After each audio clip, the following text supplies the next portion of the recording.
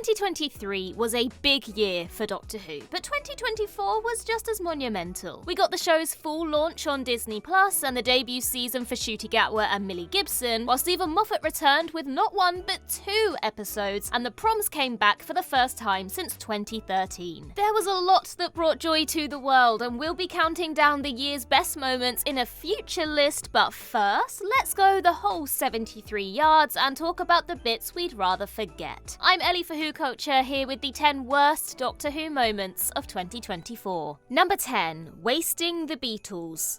The Devil's Chord featured the Fab Four in their first proper Doctor Who role, following a stock footage cameo in 1965's The Chase. But you could hardly call it a Beatles episode. The group's screen time accounts for a mere 10 minutes, with Paul and John getting a slightly bigger role, but George and Ringo basically disappearing after the first act. The story also didn't feature a single note of Beatles music due to notoriously high copyright costs. Now, sure, without this premise, we wouldn't have got the complete and utter gem that is I've Got a Dog, or the iconic image of the TARDIS landing on Abbey Road. But if you can't do the Beatles justice, why bother featuring them in the first place? The whole thing reeks of wasted potential. And considering the enormous hype around the Beatles finally being in Doctor Who, the fact that their presence was ornamental at best was a massive letdown. And speaking of music-related missed opportunities, special mention must go to the TARDIS jukebox, which has been used just once so far, with planned appearances in Space Babies and Empire of Death left on the cutting room floor. Justice for the jukebox, I say.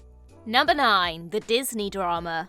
When it was announced that Disney would be partnering with the BBC on Doctor Who, there was a palpable buzz in the air. It meant that the show's budget and international reach would be bigger than ever before, and that its immediate future was secure. Since then, it's transpired that the deal between Disney and the BBC only covered the 60th anniversary specials, the 15th Doctor's first 2 seasons, and the upcoming spin-off, The War Between the Land and the Sea. And there's been growing uncertainty regarding the deal's renewal. Initially, it looked like Ncuti Gatwa would be returning to film season 3 in early 2025. Russell T Davies made remarks to this effect in June, revealing that he'd started writing the season and that filming was slated for early next year. However, he's since suggested that the decision to commission season 3 won't come until after the release of season 2, which makes the prospect of a 2026 air date less likely, though not impossible. There's also been doubt as to whether Disney will commit to a 3rd season at all. Now, while none of this means that Doctor Who is about to get axed, I mean, if Disney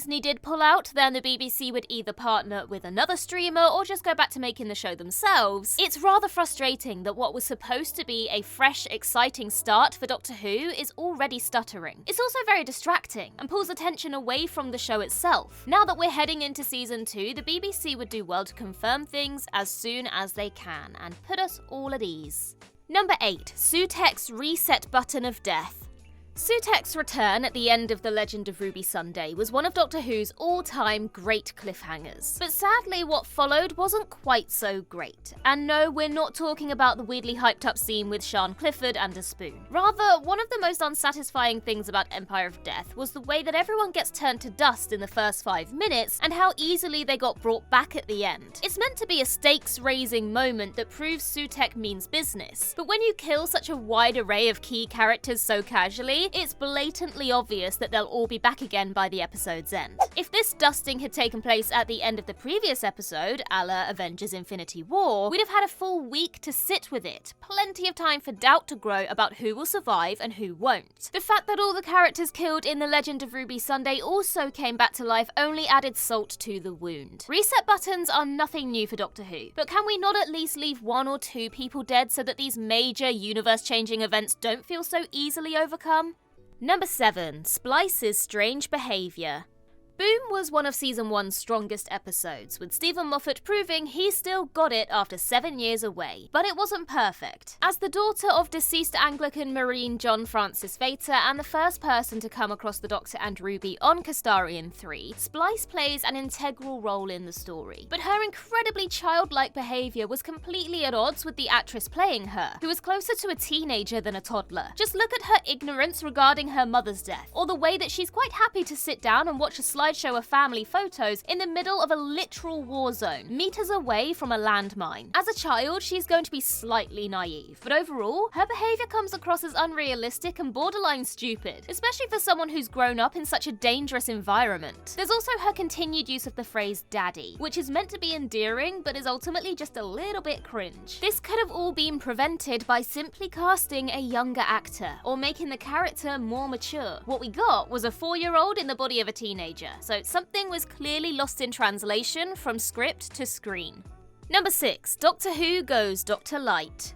Due to the return of David Tennant as the 14th Doctor, Ncuti Gatwa had to wait longer than most to get behind the TARDIS console. So when his debut season did roll around, 2 years on from his casting, fans were more than ready for some 15th Doctor action. But there wasn't as much action as we expected. There's no denying that Boom and Rogue gave Gatwa a chance to shine, and Space Babies, The Devil's Cord, and the finale had their fair share of great Doctor moments too. But we also had 2 Dr. Light episodes in the mix. And not only that, but 2 Dr. Light episodes in a row. 73 Yards and Dot and Bubble are both brilliant stories, and in a 13, 12, or even 10 episode season, this wouldn't have been as noticeable. But when you've only got 8 episodes to begin with, making the Doctor a guest character for 2 of them back to back is kind of unforgivable. Fair's fair, this setup was dictated by logistics, since the first block of season 1 filming overlapped with Ncuti Gatwa's work on sex education. But it was still frustrating. On the plus side, given that his attention was focused solely on Doctor Who for season 2, this mistake shouldn't be repeated next year.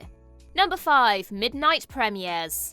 One of the perks of Doctor Who's partnership with Disney is that the show is available to a wider audience than ever before, with episodes dropping simultaneously on BBC iPlayer and Disney+. In 2023, this worked a treat, as the streaming release also coincided with the traditional BBC One broadcast. But in 2024, episodes instead debuted at midnight in the UK, presumably a Disney-influenced decision to drop episodes in the late afternoon/early evening in America. This presented UK fans with an impossible decision: stay up into the early hours or wait until Saturday and risk seeing spoilers. But that wasn't even the biggest problem. The biggest problem was that this release strategy made things feel more fragmented, resulting in a Schrodinger's cat situation where a new episode was out, but also kind of wasn't. Post-episode chatter was almost non-existent because the huge UK audience was asleep, while the show's social media presence was a mess, with behind-the-scenes content not going up until after the terrestrial broadcast, by which time it felt like old news. As it stands, the future of the midnight release schedule is in doubt. It's been confirmed that it won't affect Joy to the World, but will it make a comeback for season 2? Well, let's hope not, especially since the 60th anniversary demonstrated a much healthier release model. Number 4. The Space Babies. Opening the 15th Doctor's debut season with a story called Space Babies and having him say that title out loud every 5 minutes was certainly a choice.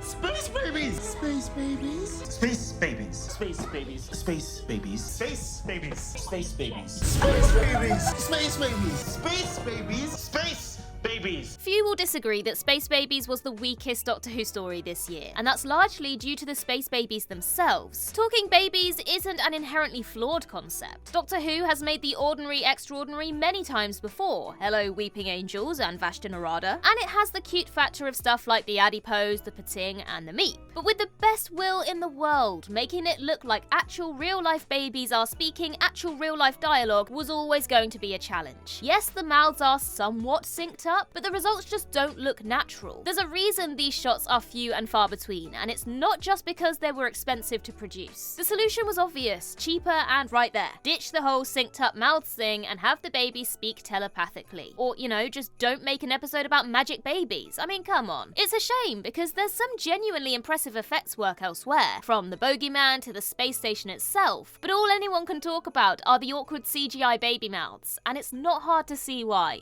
Number 3. Where's the Hooniverse? In January 2023, Russell T Davies confirmed that it was, quote, time for the next stage for Doctor Who, and that spin-offs were on the way as part of the show's new collab with Disney. 2 years on, and we're basically still waiting. Sure, we've had a snazzy Hooniverse logo and the announcement of the war between the land and the sea, but we've no idea when that's going to hit our screens. We've also had ancillary content like the colorizations and Tales of the TARDIS, but they're not fully fledged spin-offs in the way that Torchwood, the Sarah Jane Adventures, and Class were.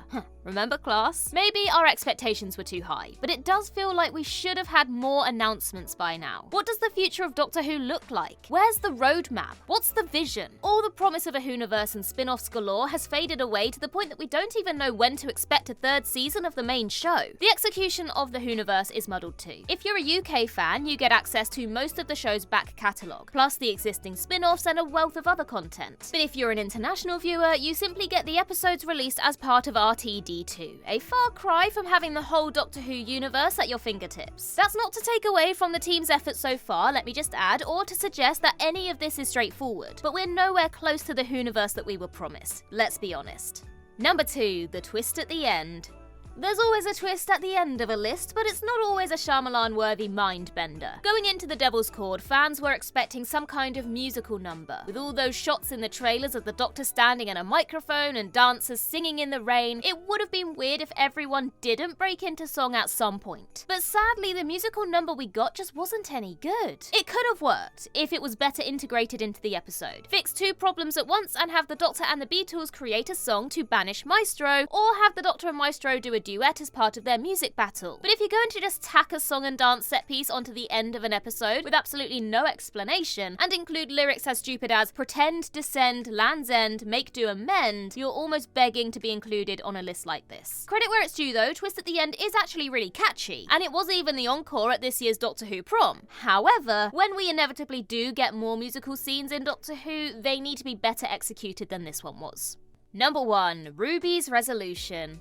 The mystery of Ruby Sunday's parentage propelled us through season 1, with plenty of interesting developments along the way. The night of her birth was revisited, Snow appeared whenever it was mentioned, and her mother even pointed dramatically. In addition, Ruby was described as very wrong by Maestro. A connection to The One Who Waits was teased, and Carol of the Bells was implied to have greater significance, beyond just sounding ominous. It was all very intriguing, and yet the payoff was anything but. The snow was waved away as the memory bleeding through, or something like that, and Ruby's mum was revealed to be an ordinary woman, which simply didn't add up with all the strange supernatural clues that we were given. In a twist that nobody asked for, she was revealed to have been pointing at the Ruby Road signpost, and thus naming her daughter. And to top it all off, that road sign wasn't even there in the original version of the scene in the church on Ruby Road. It's almost like someone was just making it up as they went along. No other Doctor Who moment this year created as much discourse and disagreement, and while there could still be further explanations in season 2, it'll take a lot to change people's minds on this one. And that concludes our list, but we're not going to be negative Nellies. As I mentioned at the beginning, we do have a greatest moments list coming as well, so do keep your eyes peeled for that when it drops on the channel. In the meantime, I've been Ellie for Who Culture, and in the words of River Song herself, goodbye, sweeties.